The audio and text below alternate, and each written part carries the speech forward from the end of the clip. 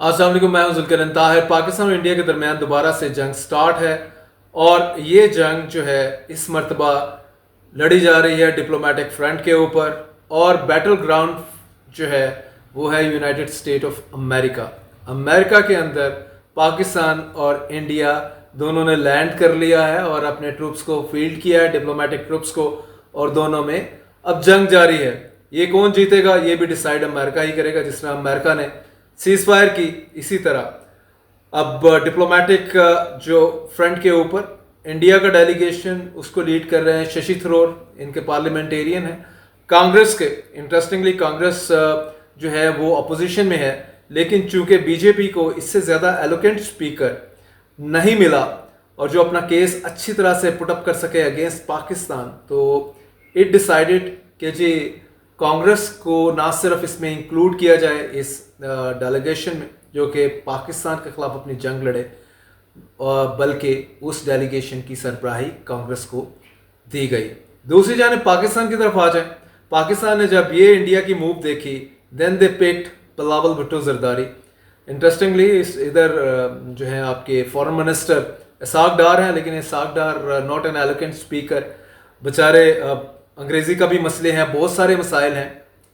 इससे पहले कॉमर्स को ही सारी उम्र देखा है और इवन आपके सामने ही है माजी में शरीफ फैमिली के लिए मनी लॉन्ड्रिंग के हवाले से भी उनका स्टेटमेंट आपके सामने आ जाता होगा। याद कहेंगे ये कहाँ से वो बात आ गई, जो कि उनका एक कन्फेशनल स्टेटमेंट था कि मैंने शरीफ्स के लिए मनी लॉन्ड्रिंग की और दिस एंड दैट। खैर इसाक डार हमारा सब्जेक्ट नहीं है, तो डार साहब इस डेलीगेशन का हिस्सा नहीं है। बिलावल भुट्टो ऑक्सफोर्ड की तालीम काम आ गई, अच्छा प्रेजेंट करते हैं, also happens to be eloquent speaker, और मैच करेंगे शशि थरूर को। दोनों का अच्छा मैच पड़ेगा और देखें कौन किसको नॉक ऑफ करता है। और पाकिस्तानी डेलीगेशन में मैं आपको बताऊं कि 2-4 पर्चियां भी, पर्ची वाले सरकार भी शामिल है, जिसमें टॉप ऑफ दैट में मुसद्दिक मलिक है, इन्वायरमेंट के मिनिस्टर हैं। Got I fail to understand what he got to do over there. Environment की तो बात नहीं करनी, पाकिस्तान का केस इंडिया के खिलाफ लड़ना है कि किस तरह इंडिया ने एग्रेशन किया पाकिस्तान के ऊपर, पाकिस्तान ने रिप्लाई किया, और एंड सो फॉर टेररिज्म को लेके, टेररिज्म की जो छड़ी को लेके इंडिया पाकिस्तान को हर टाइम विप करने के मूड में रहता है। तो उसको किस तरह से आपने इंटरनेशनल कम्युनिटी को बताना है कि ये इंडिया मकार है, झूठा है, और ये सिर्फ इसको यूज़ करता है हमें बदनाम करने के लिए।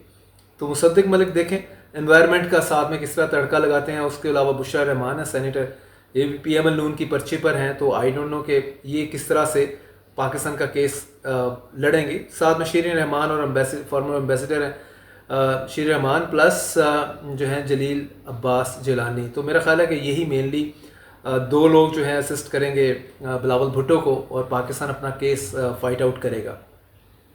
और मैं आपको इंटरेस्टिंग चीज़ बताता चलूँ इसमें कि जो बैटल ग्राउंड US है, इसके अलावा ये मेन बैटल ग्राउंड है, इसके अलावा भी कुछ डेस्टिनेशन चूज़ की हैं। इंडिया ने जो चूज़ की है उसके बारे में आपको बताता चलूँ। वो बता रहे हैं कि जी हमने इसके अलावा विज़िट करना है ब्राज़ील, इस और कोलंबिया, फिर पनामा। अब मुझे ये नहीं समझ आती पनामा पेपर्स में की बात आए शरीफ फैमिली और दुनिया के बेशुमार बड़े बड़े लीडर जिन्होंने इलीगल पैसा इकट्ठा किया और आगे जो है ट्रांसपोर्ट कर दिया दूसरे बैंकों में ऑफशोर कंपनीज के थ्रू। तो पनामा में जाके इंडिया ने कौन सा केस पाकिस्तान के खिलाफ लड़ना है, ये नहीं समझ आनी मुझे। और कोलंबिया में, ब्राज़ील में, what these country got to do with Pakistan. United State में तो आपने जाके जिस तरह पाकिस्तान के डेलीगेशन की मुलाकात मार्को रूबियो से, यूनाइटेड नेशन के सेक्रेटरी जनरल से, defence secretary, United defence minister, defence secretary, इनसे मुलाकातें हैं पाकिस्तानी डेलीगेशन की, और इसी तरह इंडियन डेलीगेशन भी कर रहा है। और भाई ये पनामा वगैरह में आपने जाके क्या करना है, वो मनी लॉन्ड्रिंग का कुछ पूछना है कि थोड़े पैसे होते नहीं अदर रह गए जैसे कढ़ने ने बाहर। सिमिलरली पाकिस्तान इसके अलावा यूरोप जाना चाह रहा है ये डेलीगेशन, और मज़े की बात है यूरोप में भी जाके अभी यूरोप में इंडिया नहीं जाएगा, पाकिस्तान जाएगा।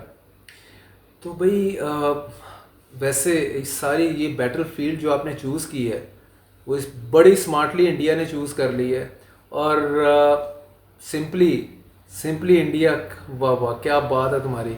इधर पाकिस्तान से आखिरी पंच खाया है, स्टार्ट भी वॉर तुमने की, रोता पिटता भी तू ही गया है, हार भी मान ली, अब जाके क्या इनको बताने की कोशिश कर रहा है इंडिया, सवाए एक जो नेशनल एक्सचेकर है उसका खर्चा सैर सपाटे इंडियन डेलीगेशन करेगा। पाकिस्तानीज को भी मौका मिल गया। बिलावल भुट्टो जो इस टाइम आउट ऑफ जॉब थे उनको भी एक अच्छी जॉब मिल गई। दुनिया की सैर करेंगे। पहले भी फॉरेन मिनिस्टर रहे हैं पीडीएम की गवर्नमेंट में 16 माह, और उसमें उन्होंने 60 के करीब कंट्रीज़ का विजिट किया, सैरें की भरपूर किस्म की। और अब मज़ीद मौका मिला है, अमेरिका के बाद ये लैंड करेंगे यूरोप एंड कनाडा, तो वहाँ पे पाकिस्तान का केस प्लीड करेंगे। क्या प्लीड करेंगे किसी को कुछ समझ नहीं है इस कॉन्टेक्स्ट में। इंडिया चूंकि कर रहा है चूंकि हम उसको मैच करने जा रहे हैं, ये हमें समझ आ रही है इस चीज़ की। लेकिन एज ए होल इसका कुछ बेनिफिट होगा, 0/0 बेनिफिट एज ए होल दोनों कंट्रीज़ के लिए होगा, क्योंकि स्टेटिक पोजीशन दोनों कंट्रीज़ की सारी दुनिया के सामने है। इंडिया में पहलगाम होता है, इंडिया पाकिस्तान पर इल्ज़ाम लगाता है, पाकिस्तान कहता है इंटरनेशनल बॉडी ले आए जो इसको इन्वेस्टिगेट करे, और हम बता देंगे इसमें कि जनाब आपके पास कोई सबूत है, नहीं है तो आप एथिक ही लेना आए हो। तो इंडिया को अपनी सुबकी मिटाने के लिए इंटरनेशनल टूर पे निकल गया है, उसको मैच करने के लिए पाकिस्तान निकल गया। वेल सब चीज़ें सबको पता हैं, तो इसलिए इंडिया को भी थोड़ी बेटर सेंस प्रिवेल करनी चाहिए थी। मोदी जो है अगर इतना दमखम है तो दोबारा चांस लेके देख लो ना पाकिस्तान का। पाकिस्तान क्या तुम्हें जवाब देता है, बजाय ये कि अपने अवाम के 60 करोड़ अवाम पॉवर्टी लाइन के नीचे हैं इंडिया में, उनका पैसा गरीबों पे लगाने की बजाय टूर्स पे लगाओ भाई अन्यवा। और फिर ज़ाहिर आप करो कि पाकिस्तान ने तो रेसिप्रोकेट करना है और पाकिस्तानी अवाम ने ही सफ़र करना है इस सारे सीन में जो पाकिस्तान का डेलीगेशन इसमें जा रहा है। सो आई थिंक वो साइड पे बेटर सेंस प्रिवेल करने चाहिए और ये इस टाइप की पॉलिटिक्स से इत्तेजनाब करना चाहिए। Thank you.